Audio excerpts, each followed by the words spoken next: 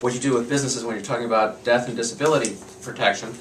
And then you and I are going to talk about something which is a lot more current, which is crisis management. The whole Murdoch scandal has really caused a focus for every entrepreneur to take a look and start thinking about what do you do when things start going wrong in a very radical way. Oh, I'm going to like that one. So that'll be interesting, and I think both of us might have some anonymized war stories we can perhaps talk about. Oh, that's going to be great. So let's get into the first subject. Okay.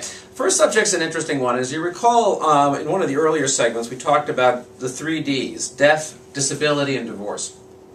Last time we talked about dealing with divorce and planning for that within the organization. This time we're going to deal with the ever more popular topic, which everyone likes talking about, which is death and disability, a frequent dinner time subject for everyone there. We're going to actually talk about disability first because, as you know, and it's sort of a truism, disability happens 7 times more frequently than death. I mean, we always say that, and what that actually means is that during the course of a business, the odds are 7 times higher that someone who's the entrepreneur, someone who's running the business, or people inside of the business will suffer from a disability than that they will actually pass away during the course of the business.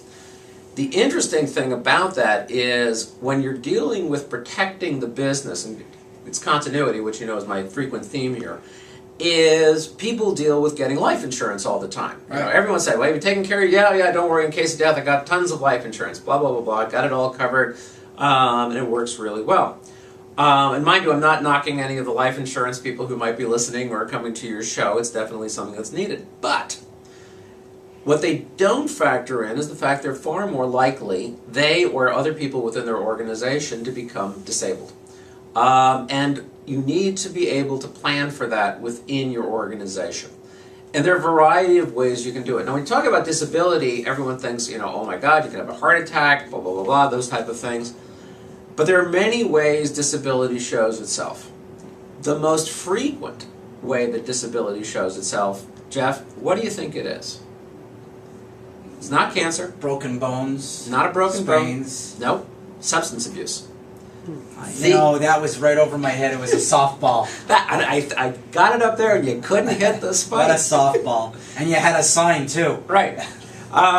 The interesting thing is, and this is, people now, understand that, especially in New England, that substance abuse is a disease. It's not something that you're not a bad person for it. It's not evil. It doesn't cast the sin and all the bad days and things like that, but it's really there. And substance abuse takes its form in many ways. It can take its form in alcoholism. It can take its form in drug abuse, pills. Very frequently you have people who have severe injury, they have to take painkillers, and then all of a sudden they find themselves addicted to the painkillers. Probably you and I can both name people we know in that circumstance. Alcohol is a big issue, especially with entrepreneurs, because of the stress.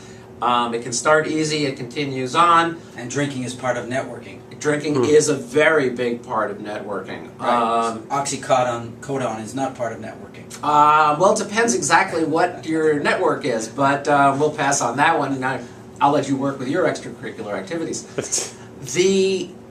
But what do you do? I mean, what you need to be able to do is to have your organization set up, and it's very interesting because before we even start talking about how do you deal with it, how do you adapt it, the first part that businesses frequently don't deal with is identifying it. Right.